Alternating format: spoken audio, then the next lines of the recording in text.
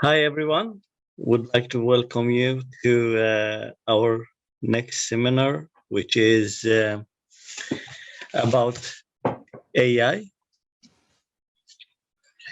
with our expert, Jens Lundström. Dr. Jens Lundström have a PhD in the area of AI, more focused on medical, and he will talk about artificial neural network theory and practical applications. So I would like to welcome Jens. So I will talk today about artificial neural networks, and it will be a quite condensed overview. We will be covering the basics here.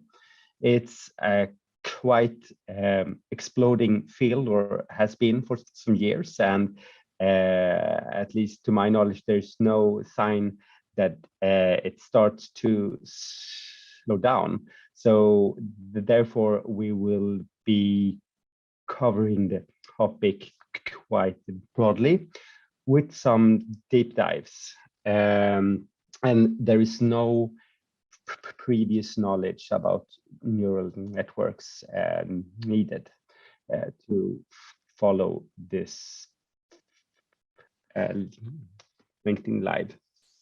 So let's go.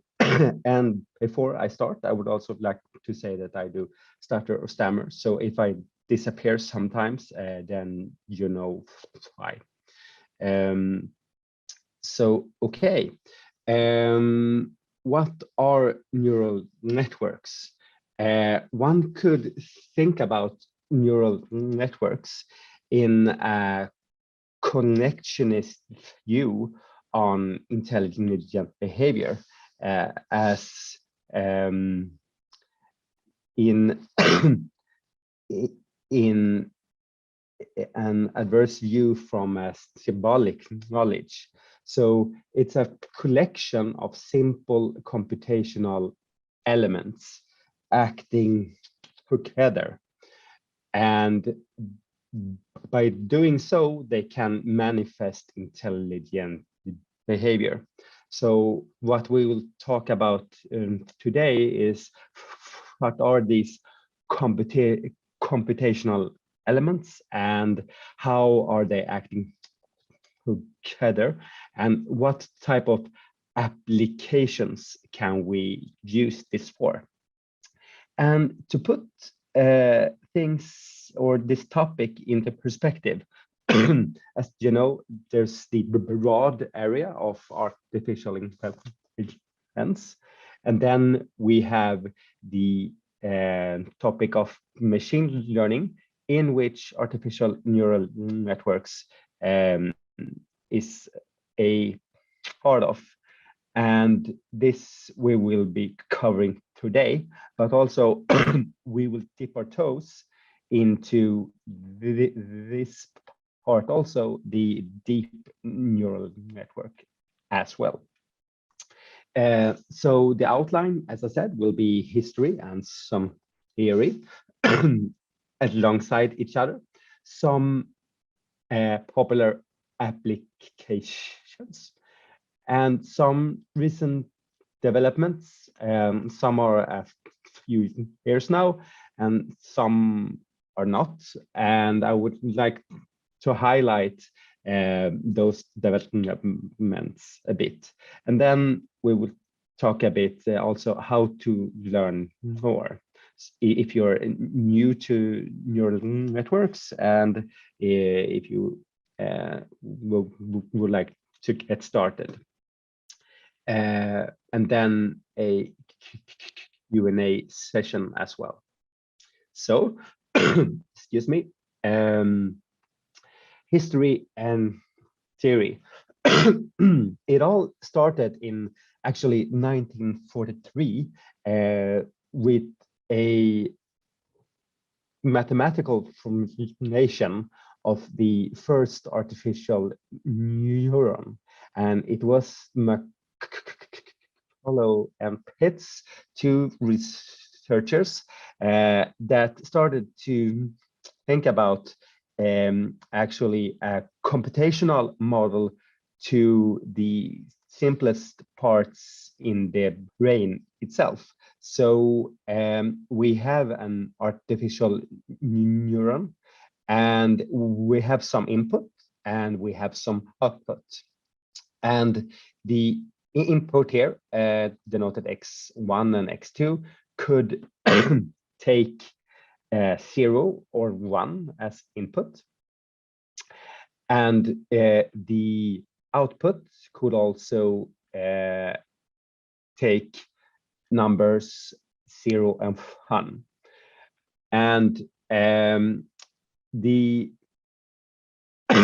neuron itself sums up these numbers here, and then this sum is compared to a threshold. So if the sum is larger than a threshold, then we output 1, otherwise we output 0 here. And if we think about an input that is 1 and 1, would we have a sum of 2, and 2 is larger than 1, and therefore we output 1. And I think everybody can relate to this. It's just to an AND gate. By using this artificial neuron, we could actually use this to be applicable to an OR gate or an NOT gate, and so on. So far, we have been looking into this simple element. And what about other input than actually only ones and zeros? And how to actually set this threshold here? It's not that evident. And how about more non-linear behaviors, such as the XOR gate? So we will be looking through this here. And this is the XOR pattern space. Let's talk more about it later on. And so this happened all in 1943.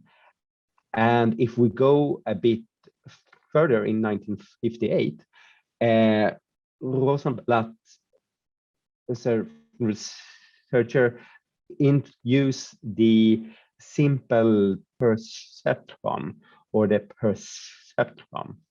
And this was an extension in the sense that now the inputs that could be any feature, any now, that could be represented as a real value, for example, between 0 and 1, are weighted with this kind of knobs here, weight 1 and weight 2.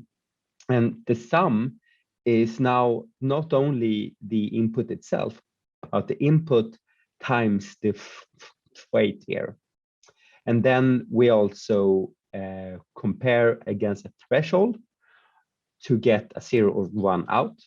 Or if we would like to also have a real value out, we could use another so-called activation function.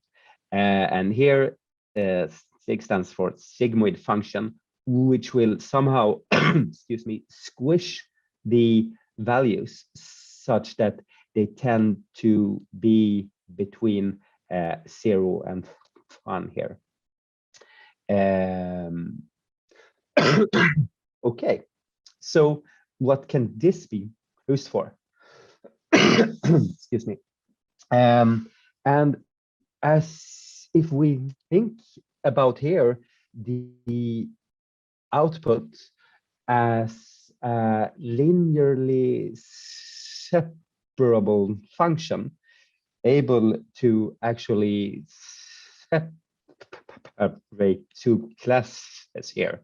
It could be, for example, if we would like to train this system in order to separate between two diseases or healthy or not healthy and so on. These weights will turn this line here. There is also a weight here that is not shown, but that bias weight will also change the line, the intercept of the line itself. So this was a great extension, but still, how about the extra function, a non-linear separable problem? So there is no line here that could separate the black squares from the white circles here.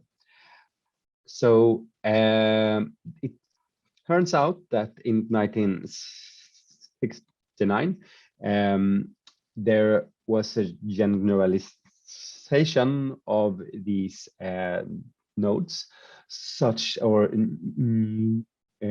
artificial neurons, such that you stack them in layers.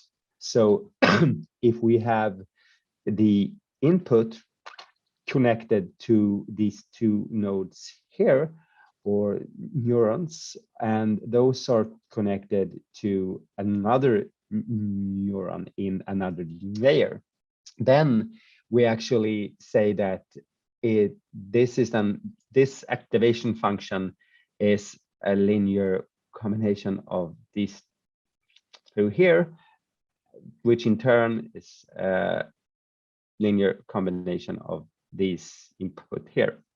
So this is an universal approximator, and this could solve the XOR.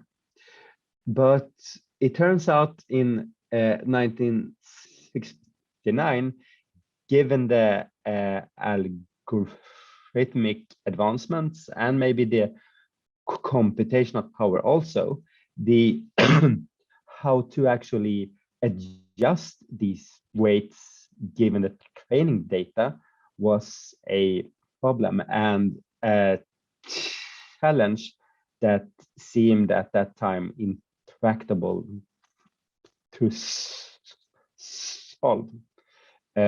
So it was actually not until in the mid-80s, after a period which is called the AI winter, which actually extends a bit further on, that the backpropagation algorithm was discovered independently by several researchers.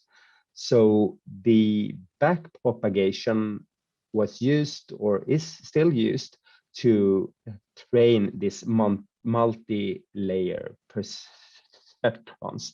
So again, we have some input. We have a first layer, we have a second layer, and when we have some input, we have set those weights such that they will produce some predictions here. These predictions will be compared to targets. So we have some ground truth in our training data. And we will soon take an example of this. And this is compared in a loss function, which will then produce a loss score. And the back propagation will then compute the gradients of this loss function with respect to this weights here, which will, by the help of the optimizer, adjust these weights here. So as you pass over training data, the weights will change in a stepwise iterative fashion. And here's an example. The input is now not only x1 and x2, it's actually handwritten digit. So one of these digits here, which could be represented by a grid of 64 by 64. And then after training or during training, for example, the 3 here is input and the output is a 3, which is compared to the loss function with the targets, that is a 3. And here we have then a loss function that will have a loss score. And since 3 is equal to 3, the loss will not be that high. So this will not change the updates for this one. But if we take this one here, the 4th digit, the neural network says that the output is a 7, which maybe spatially looks like a fun, but not quite. Then the weights will be updated in such a way that hopefully the neural network will converge to a system able to classify a 1 as a 1 and not as a 7.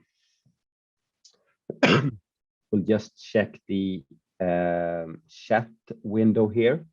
So yeah, it seems okay. Good.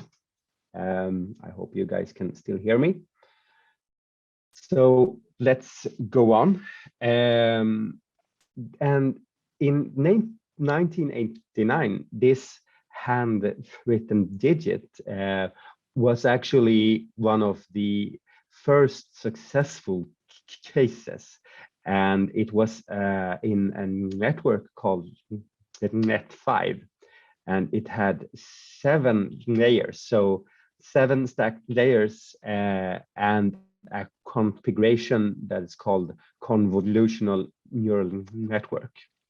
And it used this backpropagation, and it was used in the US Postal Service far into the 90s. And then somehow the development didn't stop, but it was very slow until around 2010. There was a breakthrough, and this breakthrough started by a researcher in Switzerland, or a team of researchers in Switzerland did train a neural network able to classify images. Yes, and it was so good that it was actually better than the humans. So 1989, and then this happened 2010. Now we may ask, why 2010? Well, we have some clues here, right? So it's the advent of GPUs. But it was also, of course, Moore's law in general. So even though not all use GPUs, it was maybe the GPUs that started it all. But also it was the available data sets. So ImageNet, for example, is a data set which has 1.4 million images, which are all labeled into 1,000 classes. And we will talk more about that later on. And one of the success or enablers of this success was also the benchmarks. So not only were these data sets being used, but they were also systematically benchmarking these algorithms. And of course, there were the algorithm advancements also. And to just show you some of these advancements, we can look at this ImageNet challenge here. So before 2011, the top 5 accuracy using traditional vision methods to classify and machine learning, we had a 73.4% accuracy. So that is, if we classify this image as a dog among the top 5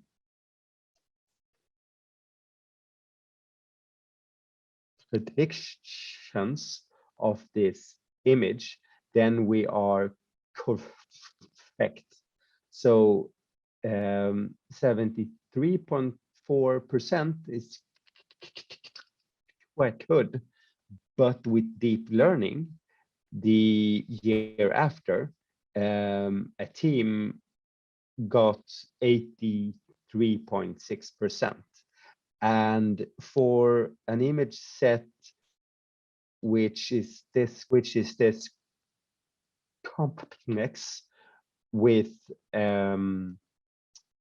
various lighting conditions, various other noise sources and rotations and scalings, it was at that time very impressive.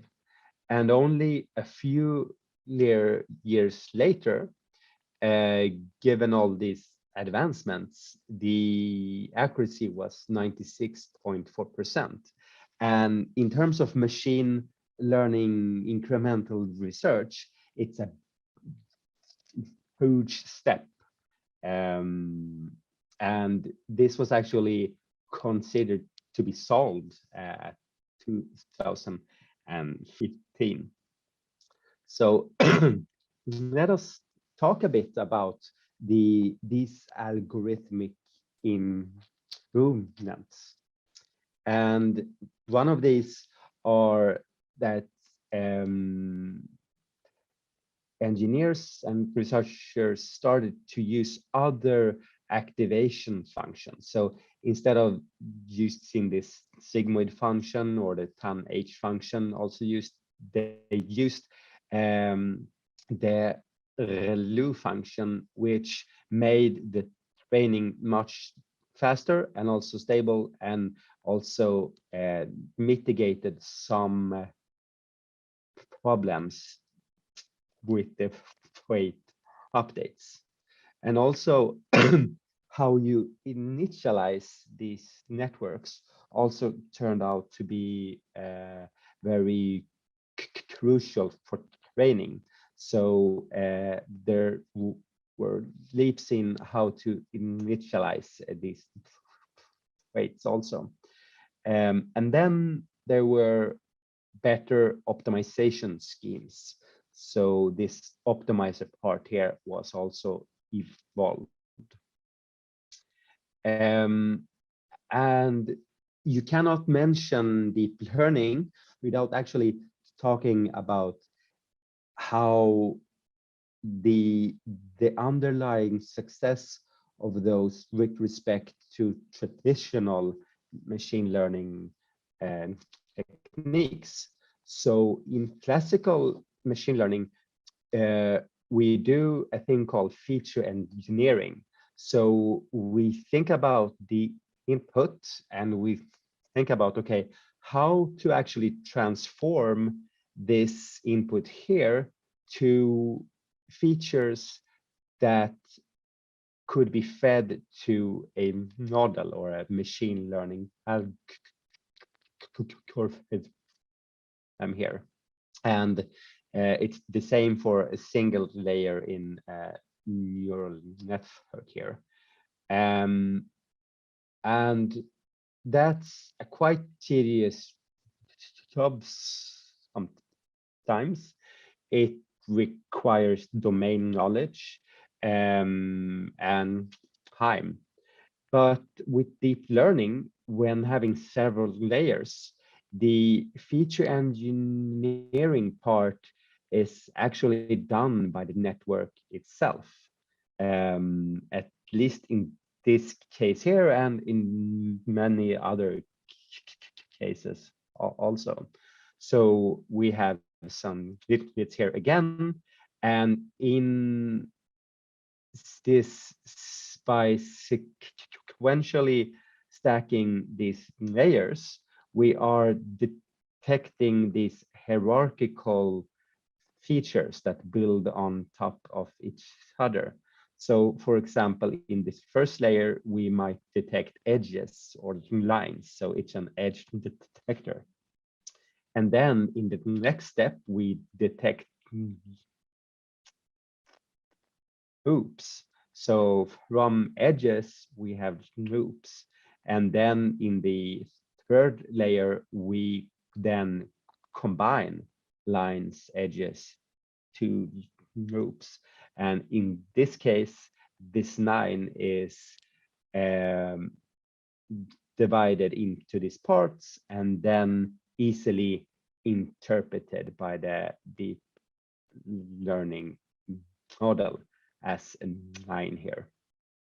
So it's this hierarchical order of features which are learned by the network itself. That is the underlying idea. And then there are a lot of various variations of these networks. If we have temporal data or time series data, we can have recurrency in the network itself, which will handle these temporal aspects of the data as an example. And we will go into details here when we talk about the applications here. And one application, as we already been talked about, which might be the first driver of deep learning, is the computer vision application here.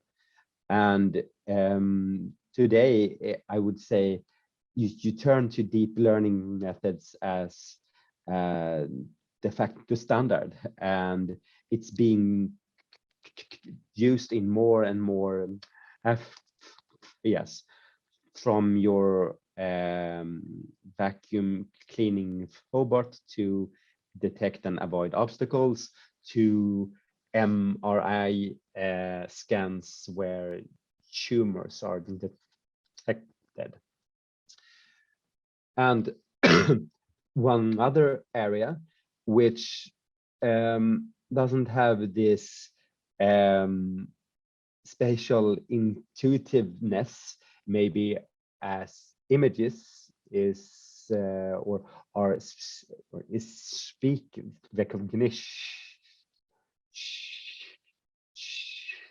So when you talk to Siri or Alexa or the other voice assistants, they all use this neural network based models. And it's also been undergoing this revolution of the advent of data and GPUs and so on. And I think we all also have noticed how much better they actually are these days. Yeah. Another area which was on the news just the other day is natural language processing, or NLP. And you maybe saw it by who in the news some week ago. They released the largest ever built model or NLP model called Twinjan. And this model can be used to, for example, drive chatbots, reading comprehension or text comprehension, to generate poetry. You can give it a text where there are sentences or words missing, and this model will fill these gaps in. You could potentially use it to translate images to a text and so on. So this is also one of those key areas that are driving these deep learning models founded on the artificial neural networks. And of course, self-driving cars. We are seeing them, at least to some extent, in the streets. And yeah, as you know, some car manufacturers are more open than others, maybe, to show that they are using this kind of neural network techniques. Yeah, so it's an interesting area, and it's just the start, I think, of these applications of neural networks.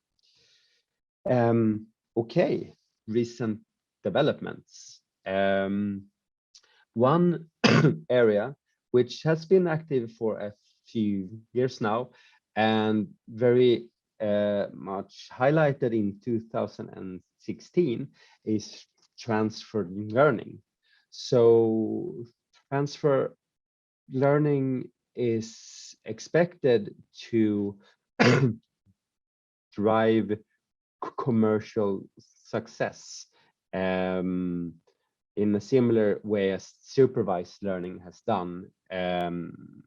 And transfer learning can be defined as you don't start from scratch. Maybe you have a low number of labels if you want to classify, for example, a certain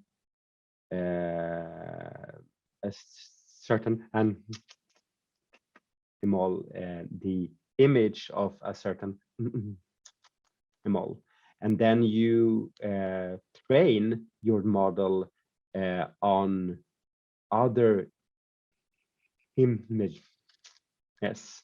So you are reusing a model or the parts of the parameters in a model for a related but not similar task, so that you don't need to start from scratch. And this is quite interesting that you could leverage on this. Um, yeah, and one example is this image net. You can use that, reuse that, and tailor it to specific other image classification tasks. Yeah, and then one area also is explainable AI. And the reason why I show this or these images here is that when we all have these black box models, we would like to understand them. And if we have decision supports from them, we would like to know how the actual decision support was computed. So explainable AI is artificial intelligence which could be understood by humans. And one example of this is a technique called integrated gradients, which is a technique where you highlight the pixels in an image which has contributed more to the decisions.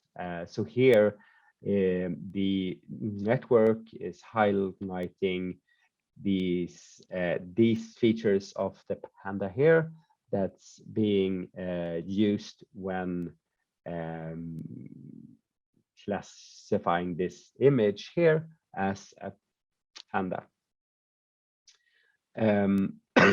This is only one technique, of course. Yeah, I will go on here. Okay, so uh, similar to other technology, neural or artificial neural networks can be exploited as well, and exploited in a bad way or used in a bad way. And there's a special methodology or composition of several neural networks that lets you simulate synthetic yes. So you might have seen that there are these deep fakes. So it's neural networks that are simulating synthetic images given a context. And so what you see here to the right is a man talking, and as he talks, his face is translated to Barack Obama's face in that particular pose or scene. And if you start pulling on this, you will find some examples where it's very difficult actually to say this is a deep fake or not. And one could imagine that this could be potentially a very dangerous technology if used in a bad way. That's why researchers are looking into how to actually detect these deep fakes. Yeah. Okay. So we've talked about the history, we talked about the applications, we've talked about the recent developments. And if you are curious, you maybe have some programming experience, or maybe you don't,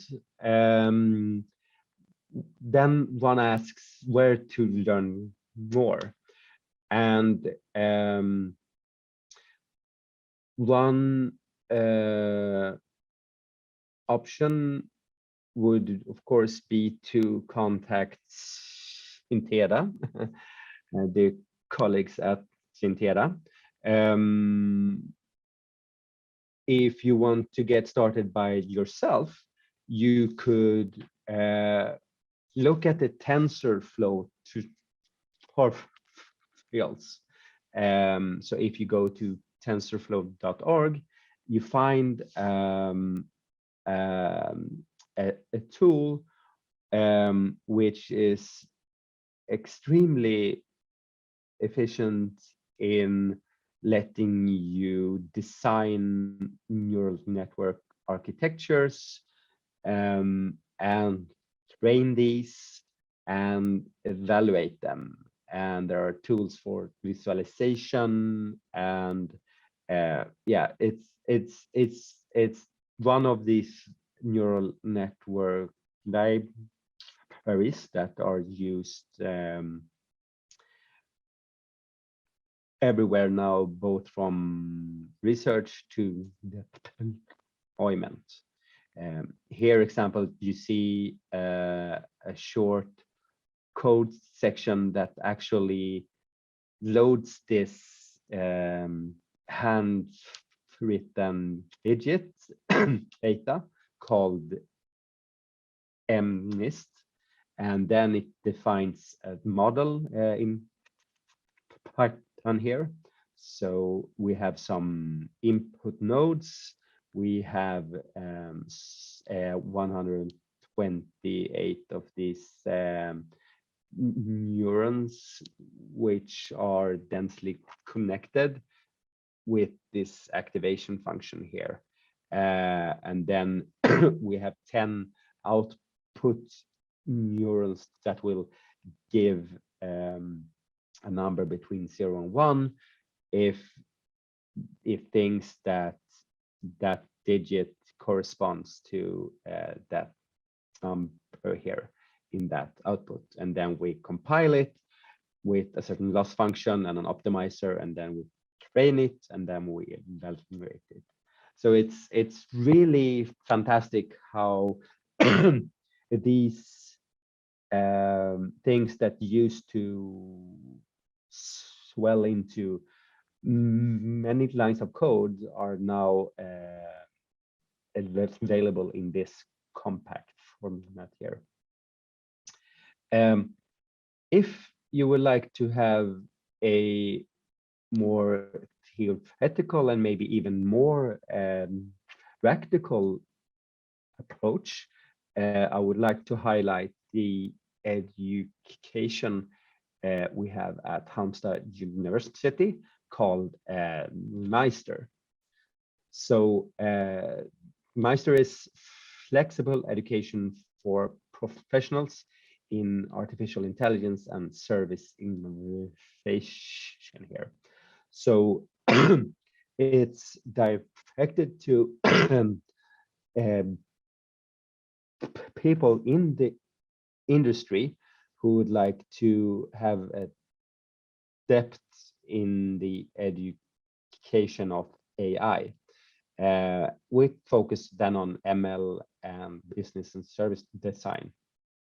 It's funded by the KK Foundation, and it's designed for you as working in the industry to be relevant, flexible, and attractive. There are, of course, many motivations for this, but I think we all know that there will be a very large drive and is today for AI engineers or AI competence, both from engineering perspective, but also from a service design perspective, for example. We have some academic partners, so it's Halmstad, Skövde,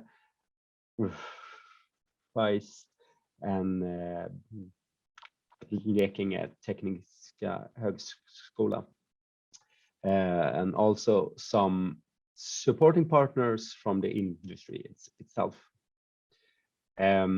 Just to mention before we end here for the Q&A sessions that there are you don't start in Meister at a very detailed level. There's a progression from level 1 to level 3. So you start with basic machine learning or fundamentals of computer vision with deep learning, as we just talked about, and then you go deeper, as for example talking about explainable AI here, or you might be interested by the AI and business innovation, and you can take that track, or you could actually do both here to have this broad perspective. Yeah, so if you're interested, you can go to meister.se, and the first courses will be launched now in the spring. All right, so thank you for listening to this talk. I will stop sharing my screen now, and I will look at the chat window if there are some questions. Thank you very much, Jens. It was really a nice seminar, and also a lectioning in machine learning. I'm writing a question to Jens. How do you see the experience of machine learning is used today in the industry? And yeah, it's a very good question here. It's my experience is that you don't only see it in those big corporations, as we saw example of Baidu or in Alexa or Siri. What we see is this drive for machine learning and AI, even at a smaller scale. And there are many local innovation hubs that are really pushing this in Sweden, for example. And it's about the industry also to understand what you can do and what you can't do. And I think a first start is that dialogue. Yeah, maybe a quite broad answer. I hope it answered the question. Yes, it did, of course. Any other question? Yep. So having a question here, do you need to do PhD to do a PhD to work as an AI developer? And no, I wouldn't say that. I think it used to be more like that before, when there were not these tools available. And I mean, in the industry, I think we see both AI developers coming from a mathematical statistical background, which has very good effect, of course, on the work, but also people coming from the more hardcore developer side. So that's having those different perspective, I think is needed. not both, but maybe one of them, or one could start taking these master courses and Meister courses, for example. So, and there are lots of good tutorials also. So given the tools and the knowledge available, I think really you don't have to have a PhD to do work as an AI developer. So thank you, Jens, again for this seminar and also the answers to our questions. So I thank you all for this session and take care. Bye-bye.